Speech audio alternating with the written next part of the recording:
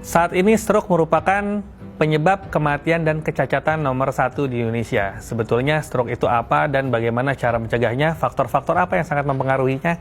Stroke itu adalah suatu keadaan sindroma klinis di mana terjadi gangguan aliran darah di otak. Bisa terjadi karena sumbatan atau terjadi karena perdarahan yang memberikan gejala tergantung dari daerah otak yang terkena.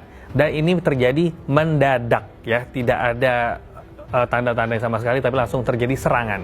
Dampak stroke bagi saraf tergantung dari daerah otak mana yang mengalami kena stroke ini, ya. Apabila terkena daerah motorik maka terjadi kelumpuhan. Kalau ternyata kena gangguan daerah sensorik terjadi gangguan rasa, kebas, kesemutan, baal, bahkan sakit spontan.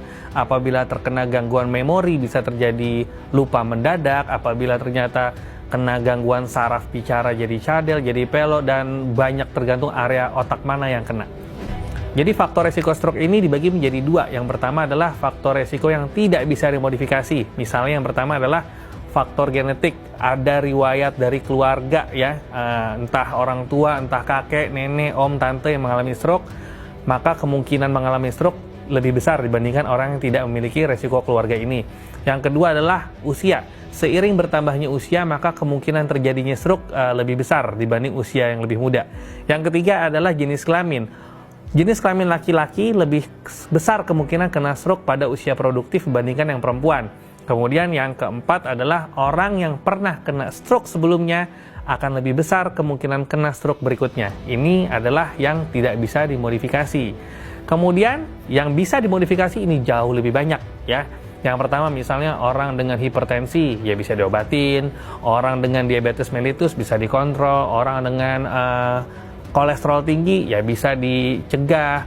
Orang dengan merokok, minum minuman alkohol, kemudian kekentalan darah, banyak sekali dari gaya hidup yang bisa dicegah untuk menghindari terjadinya stroke sebetulnya.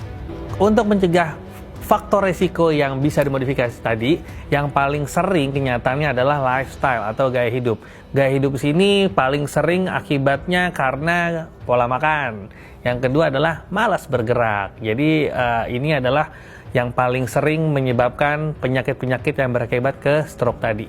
Yang pertama adalah kita harus menjaga pola makan kita. Pola makan di sini adalah pola makan yang rendah karbohidrat, ya. Jadi rendah karbohidrat dan rendah lemak, ya. Dan usahakan juga konsumsi serat dan buah-buahan yang cukup banyak.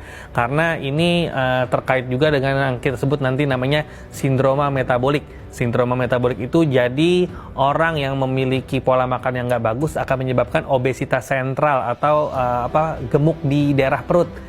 Nah, penelitian mengatakan bahwa orang yang memiliki obesitas sentral ini kemungkinan kena stroke-nya lebih besar. Jadi kita harus menjaga pola makan. Kemudian, apabila makanan sudah dikonsumsi, maka makanan itu benar-benar memang harus digunakan dan kalori yang berlebih harus dibakar. Jadi, jangan sampai terjadi penumpukan kalori. Caranya dengan olahraga, gerak, ya. Jadi jangan kita nggak mau gerak atau nggak mau olahraga. Jangan beralasan kita nggak mau olahraga karena nggak sempat gitu, ya. Tapi sempatkanlah memang untuk berolahraga.